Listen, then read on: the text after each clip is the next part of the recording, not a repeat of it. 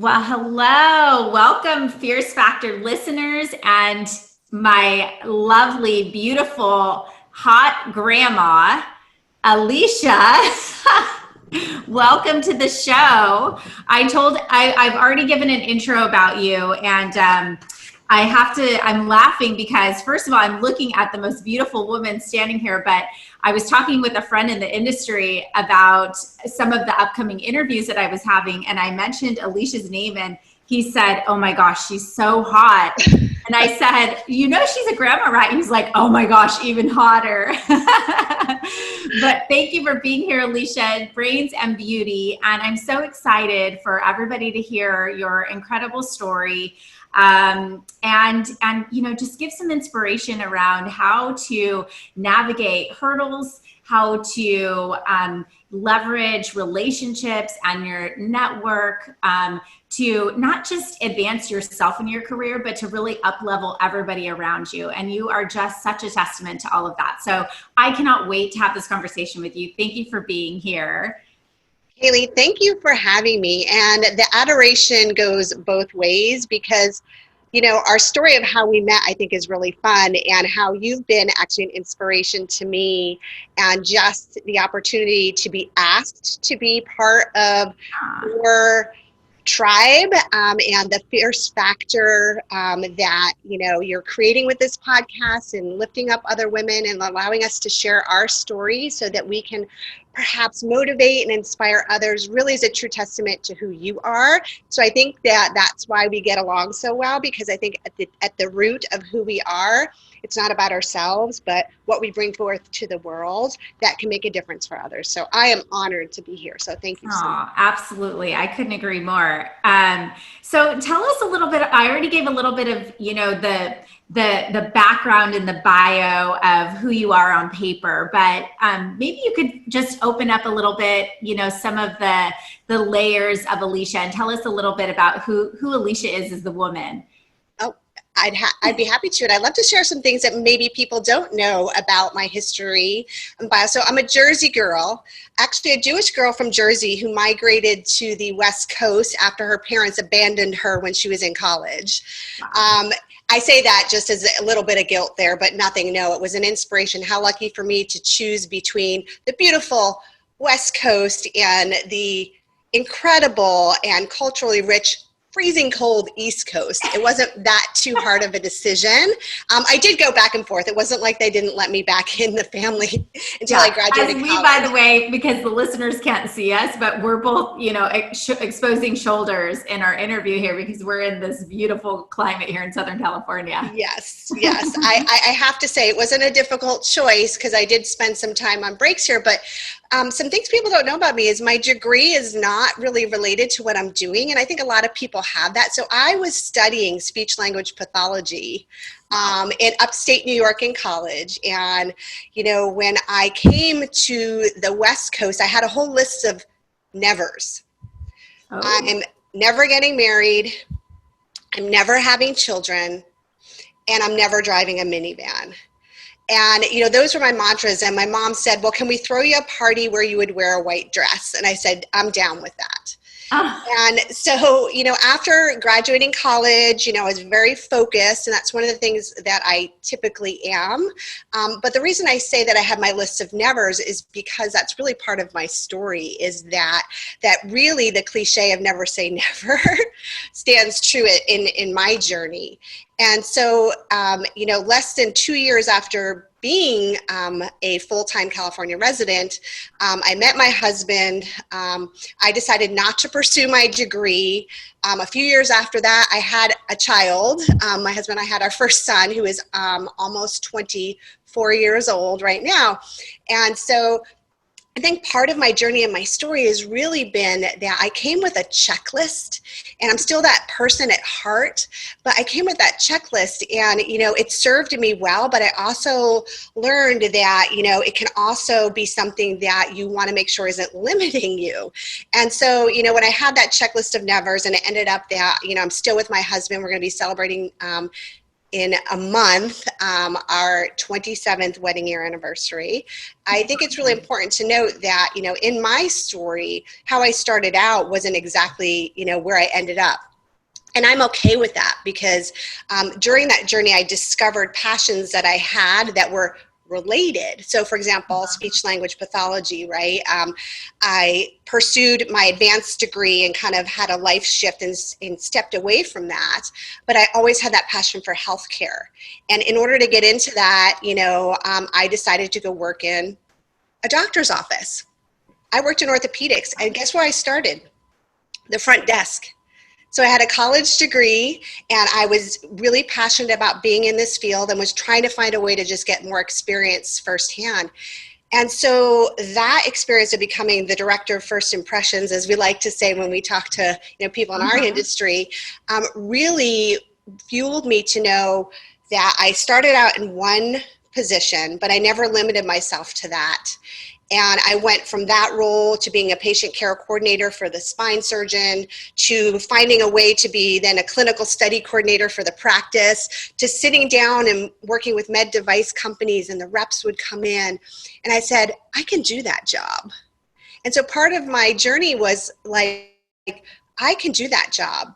I didn't have experience. I didn't know how to break into it. I had no sales. I had a degree. I worked in the doctor's office. So glamorous, by the way. But I figured it out, you know, and so it drove me to really pursue, you know, where I wanted to be, which was on the industry side of healthcare. And so, you know, fast forward 20 years, I've been so blessed to take that drive and that tenacity and throw my checklist of nevers and nots out the window, and embrace really what I wanted to become, and never stop there.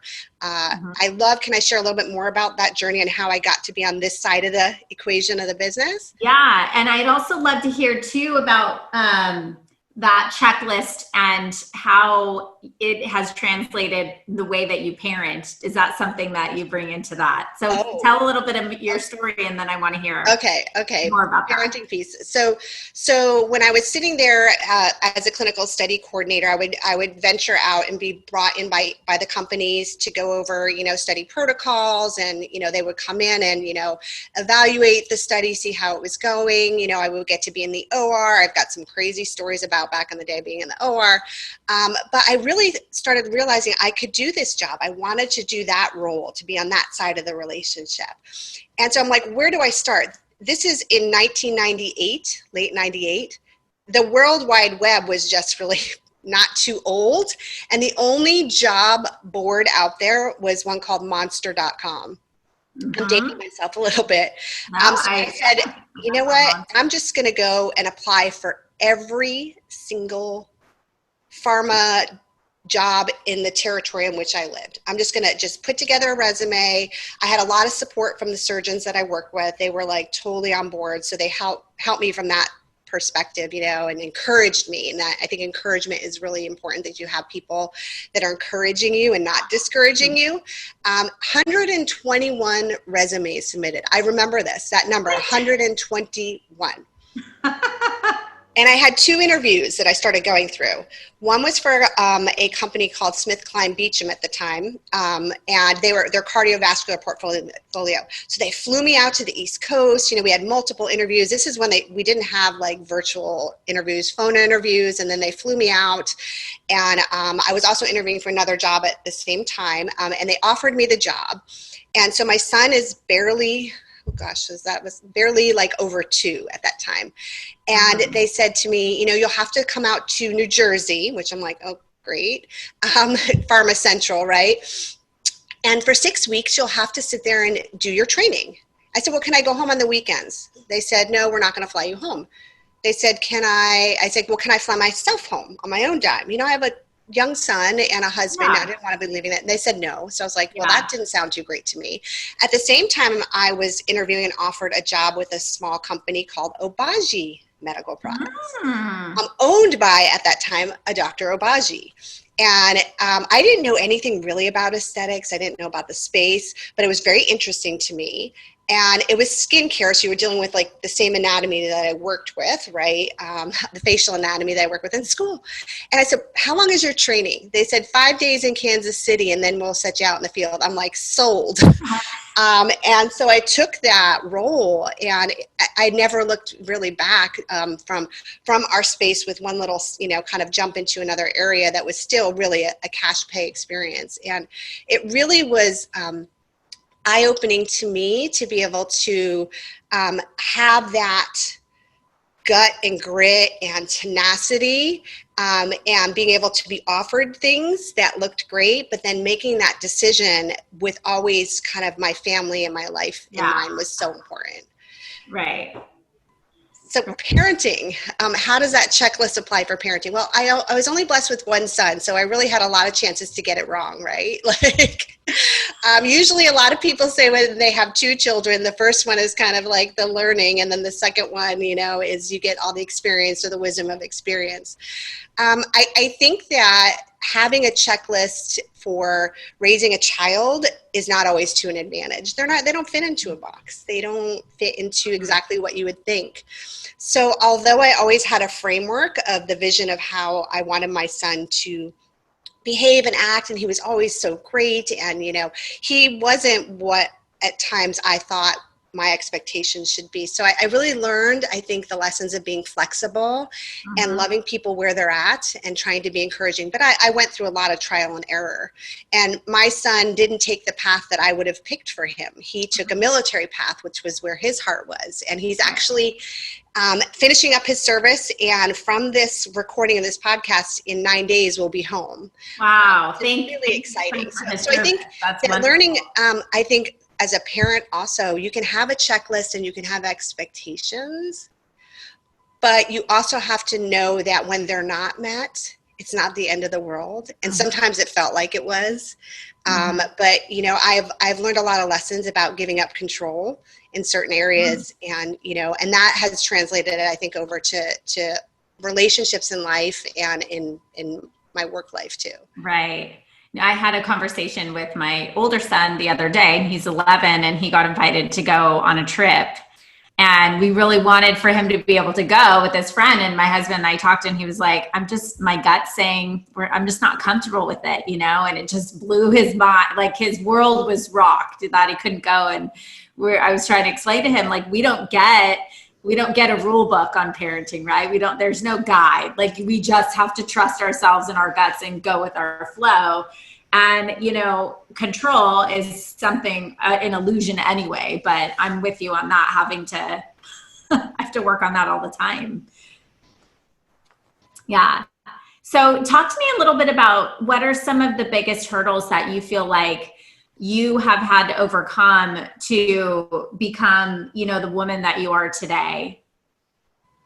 When I think about hurdles, I think there's two types of hurdles. There's the ones that we put upon ourselves, like they're intrinsic, right? They're all the ones that we have in our self-limiting beliefs and how we talk to ourselves, and imposter syndrome and all of those. Are we underqualified?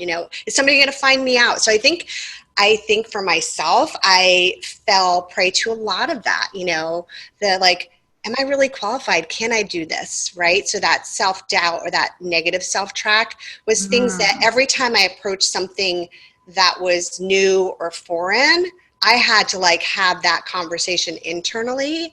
And a lot of us go through that. And even to this day, with all the things that I've said yes to when I didn't know and pushed through that barrier that I put for myself, it is still something that pops up as the first thought, like, can I really do this? Are you really qualified?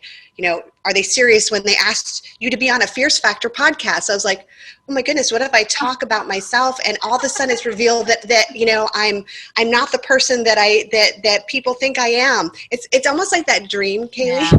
Have you had the recurring dream? It's very Freudian, when you're like naked in the hallway in front of your high school locker, and all of a sudden, you're like vulnerable. Yeah. So I think yeah, exactly. So I think vulnerability and overcoming and how to use that in a good way, but it's been a hurdle. And I still have that challenge. So I think those things are internal, right? And they're always something that I'm working on with myself, and knowing who I am, and really who I am in God's eyes has really helped me transform in that way. And then also reliving and knowing the experiences and the things that I've been able to do when I pushed through that has helped. Then there's the outside factors, right? The things that aren't in your control. Some of those were, I felt like I was ready and wanted an opportunity, and there wasn't one available, like in the orthopedic office.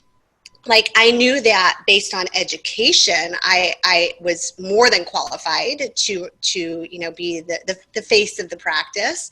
But I knew I didn't want to stay there. And so, I would have to wait for opportunities. I had to wait a little while till there was an opportunity to become a patient care coordinator, right? I had to wait a little while till I could get into that next level of running studies. So I think that, just not having anything available, and learning patience. I think also dealing with other people. Again, you talked about control is an illusion. You can't control other people. So, I have had times when I had dealt with egos where people actually wanted to hold me down because of their own feelings of inequity or their own, shortcomings. And I've had bad managers. And, I think what I've learned from that is that's not what I ever want to be to others. Right. And I learned how to kind of work through those situations, and they were painful. And then sometimes glass ceilings, right? As a woman, sometimes that ceiling is a little lower. And so how do you find a way to make opportunities happen or put yourself in a position to receive an opportunity through a glass ceiling? So those are kind of some of the inside outside things that I've stumbled upon. Well, and as I'm thinking about these outside hurdles, and ironically, I have had this conversation recently with a podcast guest we had on here, Dr. Deepa Bhatt, who's a 5th-year plastic surgery resident. And she talked a lot about imposter syndrome and being in a male-dominated space and just having to keep going and going and going. And then as of the course of weeks after I did that interview with her, women have been coming to me in our community and in my network too. And this conversation has been pretty prevalent, particularly how these outside hurdles, right? Be it they somehow do translate internally in the end. We can only control ourselves and our thoughts and how we respond to situations. So for the example for you, look, there wasn't an opportunity available and you had to kind of recalibrate your expectations and be patient and wait. And that wasn't your plan. That was God's plan. Yeah. There was a reason. And here you are today to be able to talk about that and the way that helped build the character you have. Right. And the waiting is a good point, Kaeli, because what you do in the waiting does matter, right? So what you do in the waiting and how you try to make connections maybe with somebody who's doing that role or has done the role that you're looking to do or has accomplished that, outside extracurricular activity or philanthropic, initiative, learning all that you can and keeping your eyes open. So to me, the waiting is not like twiddling my thumb and saying, okay, when's it my turn? The waiting is sitting in that moment and then taking in everything I can to be able to, when that opportunity comes, to prepare myself and learn from others who have come before me.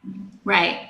And I think it's tough, as a side note, not to get on a tangent, but I think it's difficult with today's social media climate, right? Where you're seeing there's that person and then there's the image of the person, and I'll tell you, I interview some people sometimes and I'm like, wow, that they were different than I thought that they were, because they put up a lot of a front on their social media and the vice versa, no one I've had on this podcast, obviously, but I think we have to be really confident and drill down and have those conversations, like you said in the beginning, with ourselves to say, I'm on my own path and I'm going to put myself in a position to get stronger and more capable and more ready and able for that role or that time when it comes, when the stars align and I'm there, right? Rather than trying to jump and be something else. Yeah. And you're going to hear it probably today because there's certain, I'll use the word cliche, but I think there are also certain mindsets that ring true. And when you talk about that, and the struggles that you have. There's that saying that life is, 10% of what happens to you and 90% of how you actually respond to it. And I think every person listening, and myself, and I know yourself included, can relate to that. When I responded with too much emotion, or I responded in not the right way, right? Or I did respond appropriately. But at the end of the day, the choice was always mine to make. And one of the things that I've worked on honing my skills, and I think this comes just with maturity, because knowledge is one thing, to have the facts and the information. Wisdom is actually putting it into practice, right? And having that experience. And I think that really it's so important to note that, when you respond, or that you make these choices that aren't okay, you're learning in that moment too, right? It's okay. You can learn if you have that choice to respond it, and it's not the response you would have picked the first time. Parenting, experience that a lot. Even to this day, my kid's always going to be my kid, no matter whether he's adult on paper, whether he is, as he is now, a father of two, right? Right. And I think part of that too, to kind of put a bow on the conversation a little bit too, bring it full circle, is that we can't also control other people's responses or emotions or reactions to the things that we do. And I think that's been a super valuable lesson for me. And it's something I talk a lot about with our clients, and, as it relates to their team and the management conversation, but also if I'm doing something and I'm worried that I might offend somebody else, it might mute me or limit me from really exposing myself or bringing out my best self. Right? Yeah. I agree 100%. You need to tailor your message appropriately, but you should never feel like you have to censor yourself in a way that you're not being true to who you are and the positive things you're bringing to a situation or a client or a friend or a family member. Right. So I want to talk a little bit about how you have, and I know you don't even see it yourself because this is just embedded in who you are, but from somebody who has witnessed you, and really we've become friends through the same process. You are a master at what I would call networking, right? And you are a people connector. You are somebody who values relationships, and you genuinely put priority in your life around, you think first about the people that you deal with and how to elevate them. And it's kind of a long way of saying this, but it's a very rare quality to find in people these days, honestly. It's a fast-paced environment. We're all doing 10 billion too many things in our day. We're under a lot of pressure, particularly now in this COVID climate. And I have seen you just like step up and step up and step up, and really, started this Inspo zone on LinkedIn. You're a master at building community. And so I think for the people who are listening to this and know that, look, I'm trying to do everything I can to meet people on social media, and, God bless, like all these digital platforms really makes it available to us. But I want you to share a little bit more about your thought process and your mindset behind building your network and your community, and how you have not only been able to help other people rise, but how that those relationships that you forged through that process has helped elevate you in your career as well, and life. Well, first of all, that's a huge compliment. Thank you. And it's in my DNA, and it's something I feel like you tap into your purpose. I subscribe to the thought of spiritual gifts. Mm-hmm. And, it really took some uncovering to understand what my spiritual gift was, because I really wanted it to be something else that I thought it wasn't. I wanted to have the leadership, that's my great one thing. Now people will say, no, you're a great leader. But really at the core, my spiritual gift is encouragement. And there's a lot of ways that translates to it.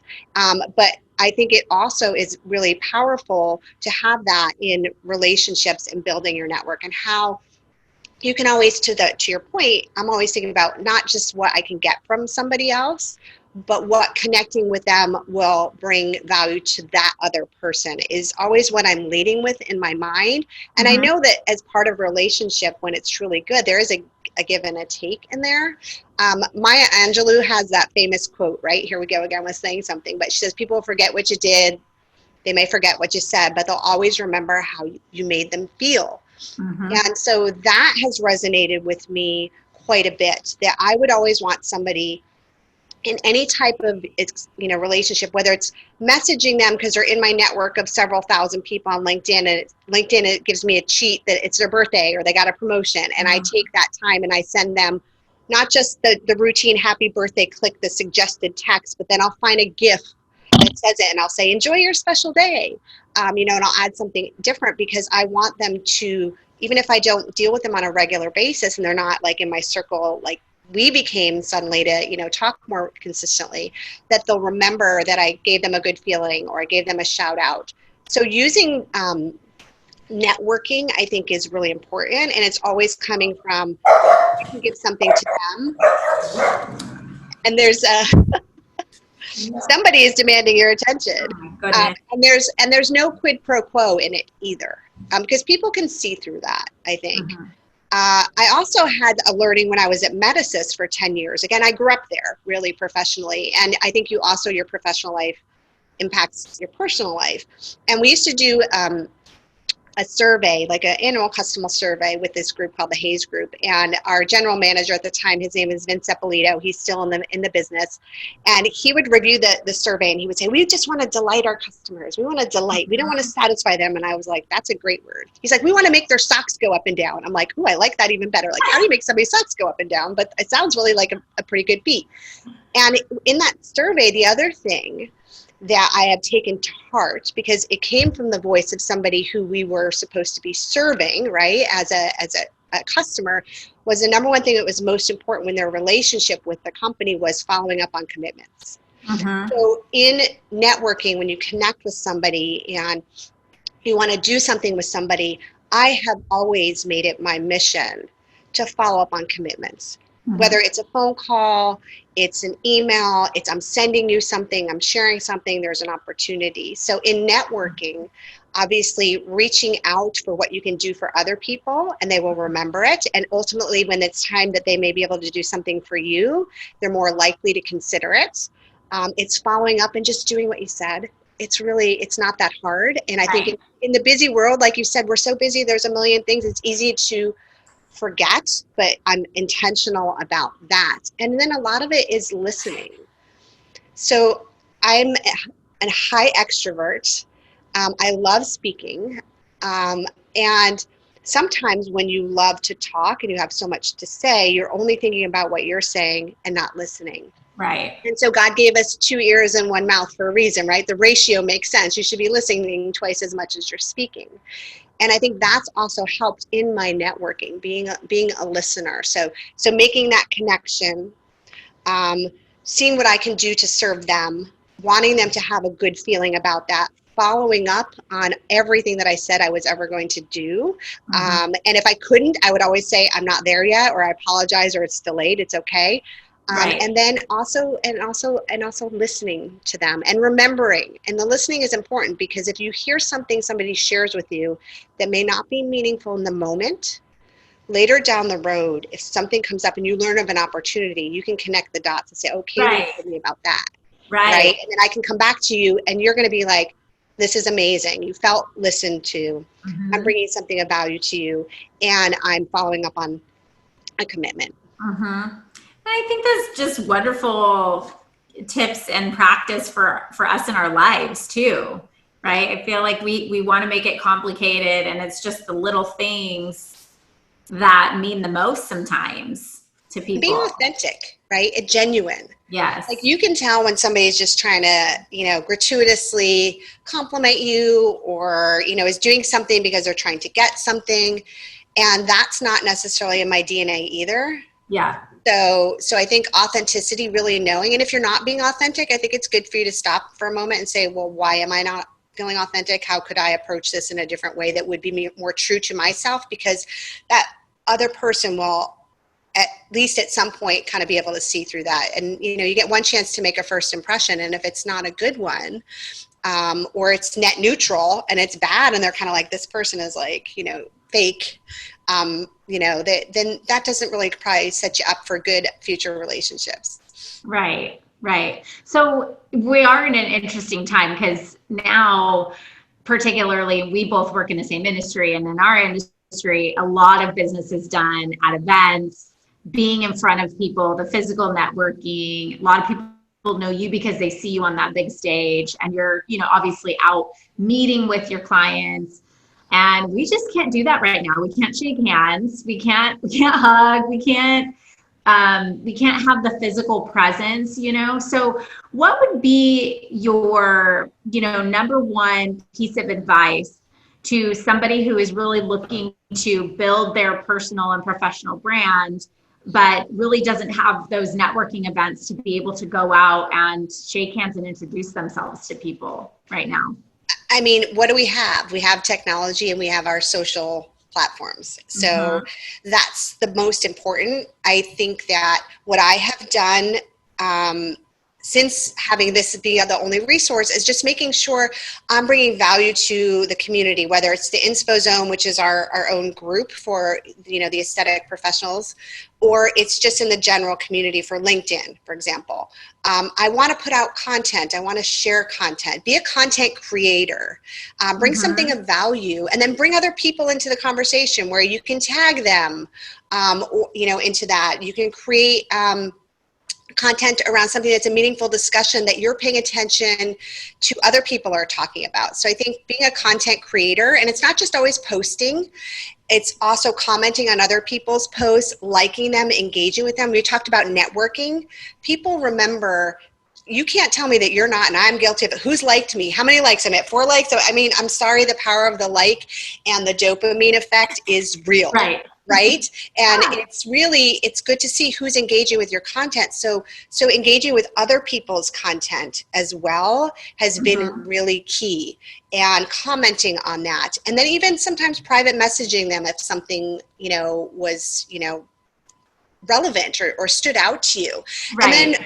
And then making introductions. You know, I think that's another way that you can network and build your presence, to say, I know somebody who is got a job opening in this place, you know, and I think there's somebody that would be a great fit, like making that introduction. Or somebody's looking for somebody to speak, like you and I talked about other great people to bring on your podcast, right? So making those introductions, and always thinking beyond on how you can help, again, going back, how am I going to be able to benefit that other person? But social media content is where it's at. Engaging with and creating meaningful content is really important. And I think not only do you do that beautifully, but something that you said that really stands out to me is the word value. That I think if you're really thinking about what you're putting out there and how it's adding value for somebody, that's really all they want. That's going to capture their attention more than anything else, right?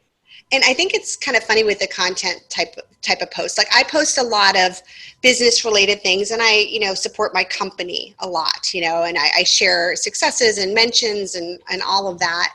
And then I love to also be real, especially within the Inspo Zone in my group of people, because that's a network that's really important to me. Right. And I shared a couple weeks ago, you know, about how everything went wrong before I was supposed to have a big day. And you know, how even though during that day I was doing 2 webcast recordings for a conference, I had other live events going on that I was hosting, and I ended up blowing a blood vessel in my eye terribly. And the computer was crashing. It was like one of those days where I was like, really? Is nothing going to go well? But it was a learning, because I just had to course correct. The goal was still the same. I just learned that no matter, and I used the analogy, a rock in a road, which was my image, or the blood in my eye, I can always change it. And I can tell you, just by being vulnerable and real, those types of content got so much more engagement and started the conversation. It wasn't just a pat on Alicia's back, but I loved that everybody felt like it was safe and that they could talk about that. And I think that there's a good balance between being human and being professional, you know, when you're creating that content. And I think also what you're doing when you post that post is you're showing people, we talked about hurdles, right? You're showing people that, hey, I'm going to be a lead. I'm going to be a leading example of what's possible for you to overcome the hurdle that you are inevitably going to face today or tomorrow, if it's not today, or if you haven't already this morning. You know, we're in this together. And again, back to managing your mind and the process of overcoming adversity, because that's going to happen to anybody, no matter what color hair or skin you have or what title you have in your name, you know? And I found it's therapeutic for me, right? It's also therapeutic to put that out there.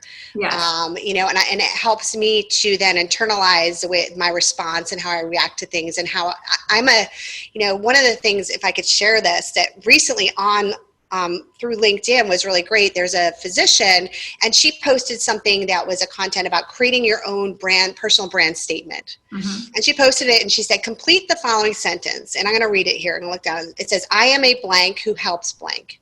Mm-hmm. And I said, my brand statement, this is great. And when I came up with that, it's something for me that allowed me to verbalize or write down on paper, and it now has become a little bit of a compass. I've always thought it, but I've never wrote it down. And you know, it says, I'm an encourager, a connector, and a solution seeker who inspires and helps others to be better and do better for themselves and those around them. And when you take a look at yourself, that simple activity of writing it out really allowed me to step into really, again, my purpose and what my vision is that I want to bring to my professional and personal world. So I would encourage everybody, as they're, you know, looking at, you know, how do you network and how do you do these things, just take a look inside first. Yep. And when you understand that and recognize what you're bringing to the world and what you want, your brand, what do you say your brand is? I learned from you in your boot camp. Your brand is what people say about you are your brand, but what I think you want to remember when you're developing a professional brand is that you have a reputation and people are going to talk about you behind your back.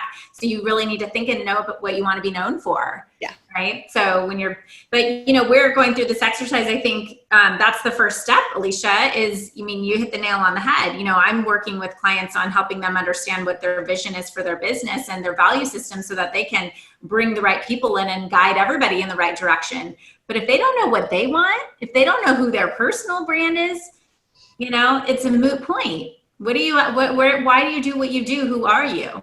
Right. And you have to be okay with knowing who you really are and what your personal brand may not be who you think you are. Mm-hmm. Right? So we talked about this, and, you know, I have had experiences in my professional life where I thought I was going to be an entrepreneur. I actually thought I was going to be a Kaeli Lindholm. Nobody could be a Kaeli Lindholm, but that was like, you know, I had left after 10 years of experience at one company where I was able to do kind of consulting activities. And I thought, you know, my lovely parting gift once it was acquired, I would start my own company. And I thought, this is it. You know, I've made it. I'm my own business owner. I'm an entrepreneur. And I realized that, yes, I could do it, which was great, but I didn't love it. And so when you think about the expectations you have for yourself, and you find when you get there to reach that moment in time, and it's not all that you thought it would be, or you really actually don't like it and it's not a fit for you, you have to be okay with that. And I struggled with that for a long time. I thought I was a failure. And it took some really good, deep kind of, you know, introspective look about what is failure and what did I learn from that, and really be okay with knowing that, you know, I enjoy working for a company. I enjoy being a part of that team. I enjoy supporting the vision of an organization that I align with, right? Mm-hmm. Mm-hmm. Well, and you have carved a role for yourself, basically, ultimately, you know, that gives you the opportunity to live your purpose, to connect and encourage and inspire people. And you can do that many different ways. It doesn't have to be that one way that you thought you planned you were going to go. I know we have a lot of physicians who listen to this podcast who they got on a path and they had to commit and put a lot of time and money and resources and investment into going down one path, and then find themselves like, I don't know, this isn't everything I thought it was going to be, or exactly what fulfills me now at this point in my life.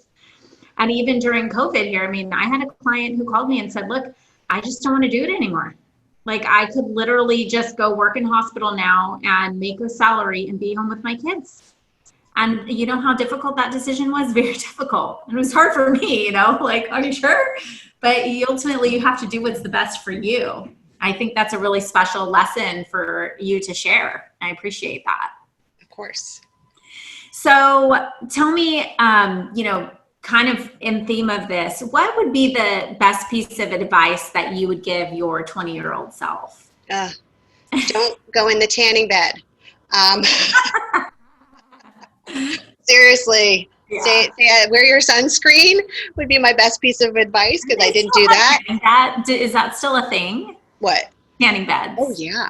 Wow. Tanning is really, unfortunately, is still perceived as a, kind of a way to look vibrant and glowing and healthy. I'd seen some recent, articles and discussions about how people are actually like laying out more. And I don't know if it's because they've been inside their house so much, they're just, wanting to get that exposure to the warmth of the world. But yeah, if it wasn't a thing, there would be no tanning companies. Now, I don't know if they're open now. I think that they're, at least in the state of California, shut down, which is not a bad thing. But tan in a can is the way to go. Right. Anyway, aside from that health advice, I think that I would really look at taking time to remember and recognize the milestones of your life in the moment. Mm-hmm. Sometimes you're on the road to success, or what you envision success, and I think it's okay to stop and recognize the milestones that you're going through while you're going through them, because sometimes it's always like the next thing. What's next? Where's my promotion? Where's my next pay bump? Where's my next opportunity?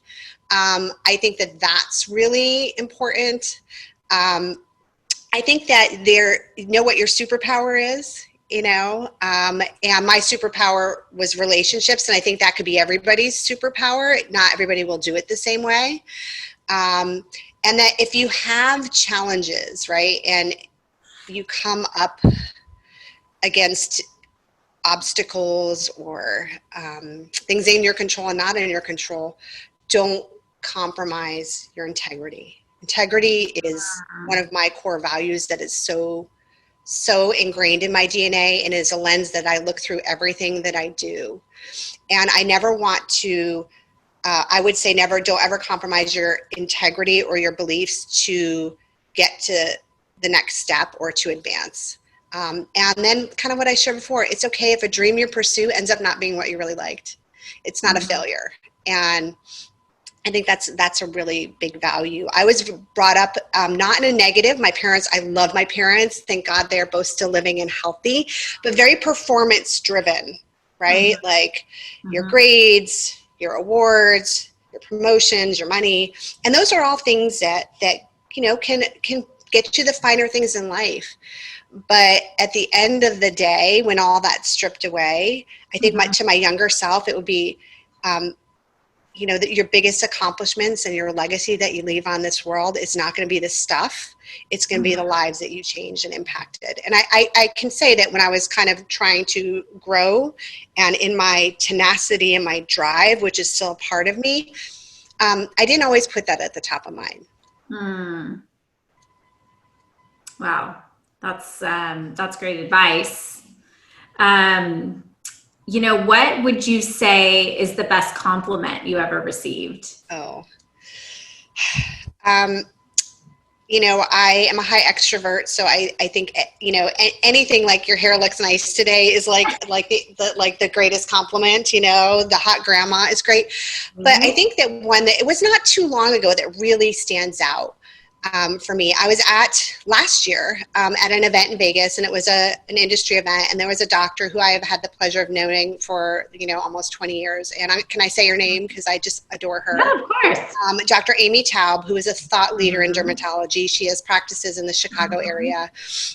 And we were at this networking type of event that was put on by a company, and we were at the food line, like the buffet, it was like a networking break. And so we were there, and I was talking with her, and there was one of the speakers there. And to me, a stranger is a friend or an influencer or somebody I can help that I haven't met yet, right? Like that's my mantra. And so I just started talking to this gentleman, and she's just watching me, and she's a little bit more quiet, right? So not everybody is an extrovert, right? Some people are more, internalized, and there's no wrong or right about it. And she just looked at the gentleman after I came up for air from talking. And she just looked at the gentleman, looked at me, and she goes, "She just draws you in, doesn't she?" And I was like, I literally was so touched by the simplicity of that, because I didn't mean it like I was like some sort of like hocus pocus, hypnotizing person, but that she just spoke so authentically about how I truly love making people feel like I want to draw them in to a positive experience. And I just paused and I looked at her, and I just had to hug her when, we could do that back then. And I just had to hug her, and all I did was just say thank you. And that's another thing. We as women don't say thank you when we're complimented. And I'm guilty of it, but I've made a conscious effort. And I do this with the younger women in my life. I have a 23-year-old daughter-in-law who I just adore and love, and I'm blessed to have a great relationship with her. But to the point of when we do receive a compliment, we always try to self-deprecate right after it. Yeah. Oh no, I look terrible. Oh my goodness, I don't know, I feel awkward. No matter, or oh no, that we always take that compliment and turn it. Oh, I know that's great, but yeah. And I just said, just say thank you.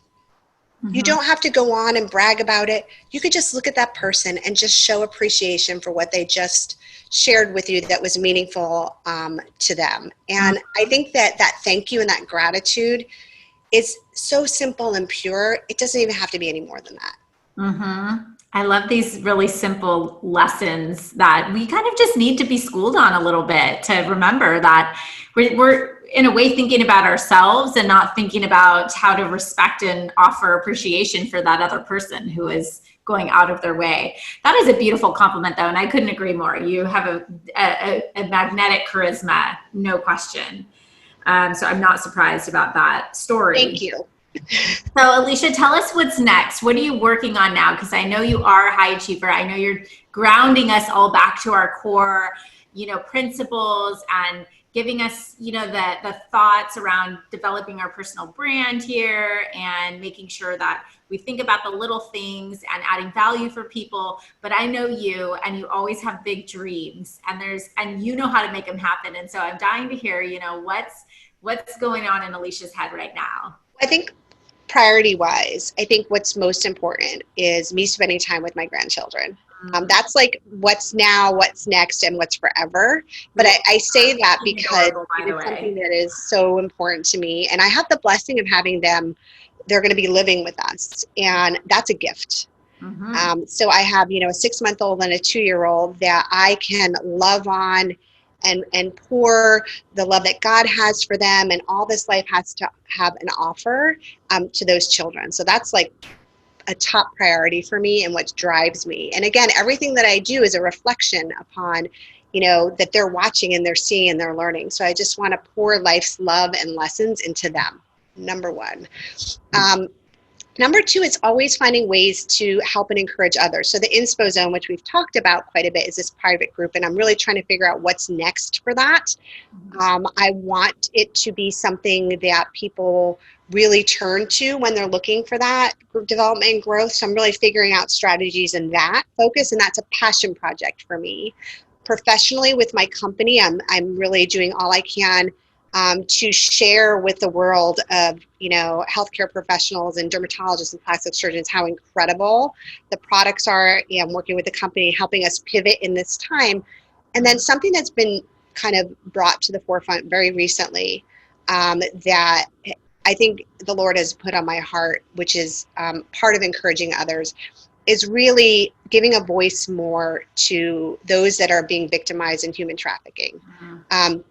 Last year, I kind of got involved with an organization called A21, and they're global, and they do incredible things to create awareness and to rescue and help restore those that are victims. And the day before we did this recording, it was obviously, World Human Trafficking Awareness Day. And I was disappointed in myself for not taking a little bit earlier action and using my platform and my voice. But I was also kind of sad to see that some of the other initiatives that are very socially charged right now that I've seen, especially on social media, using that platform to connect, this really wasn't as prevalent as some of the others. And it spoke to my heart. And I was a little bit shattered.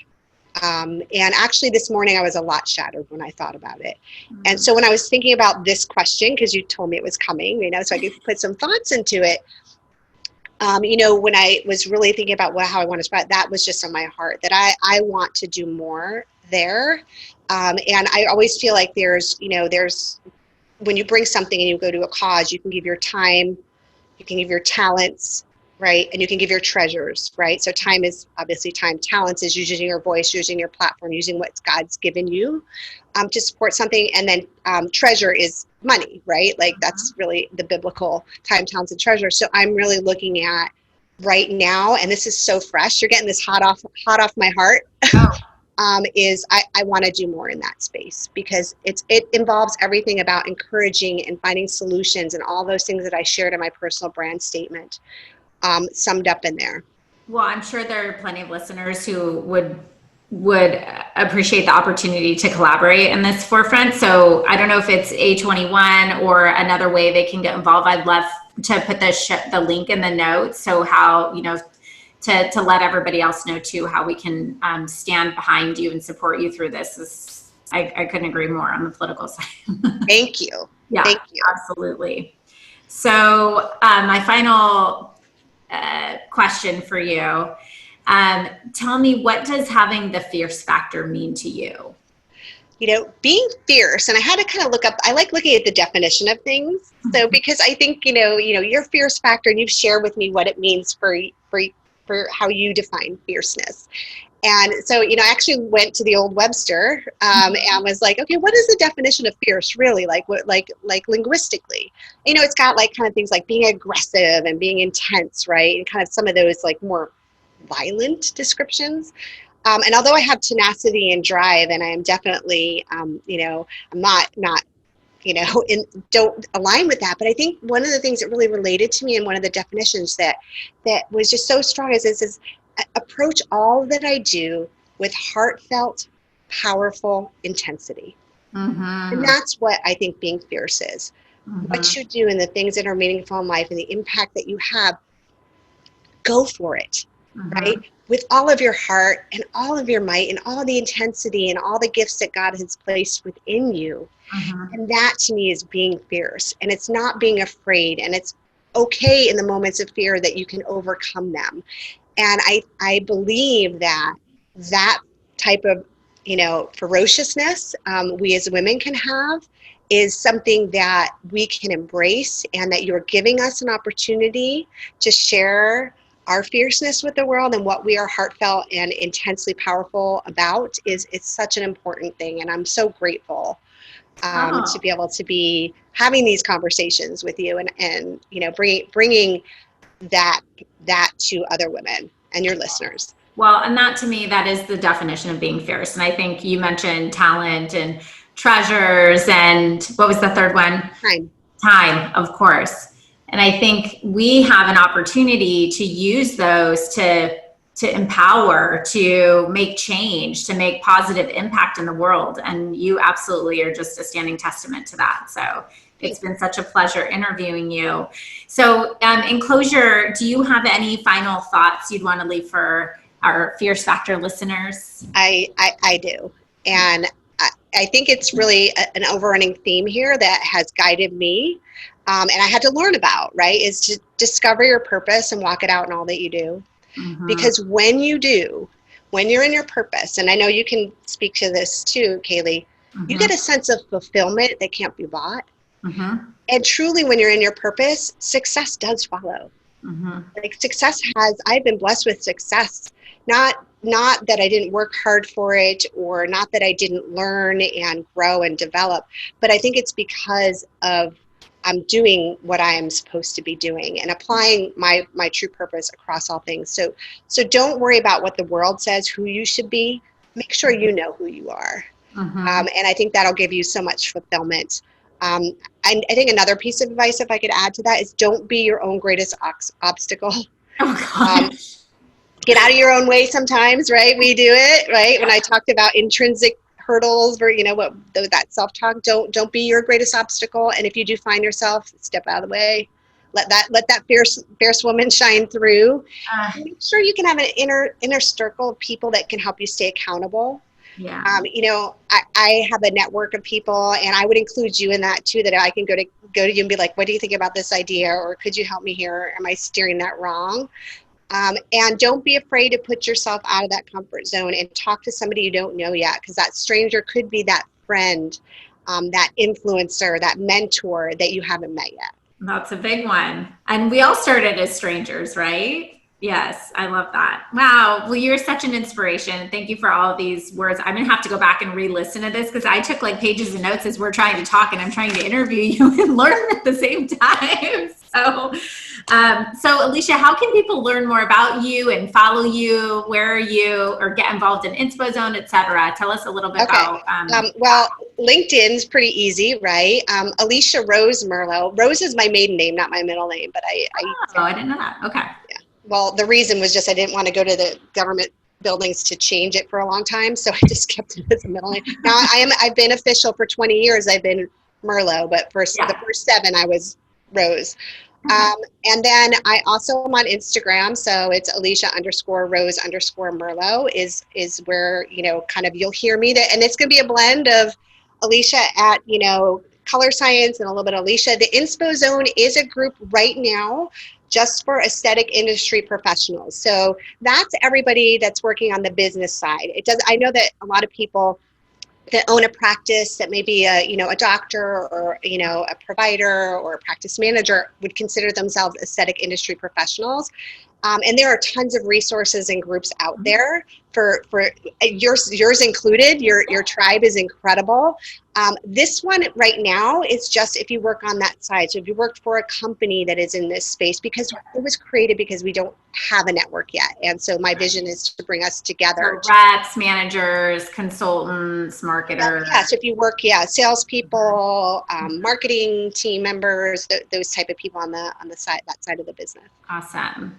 Very cool. Well, I will link all of this up in the show notes as well. And some of the highlights of what we talked about in the podcast today. And Alisha, you are just such a beautiful human. And I am so appreciative for your time. Thank you for all of your inspirational words and for being with us today. Thank you for having me, Kaeli.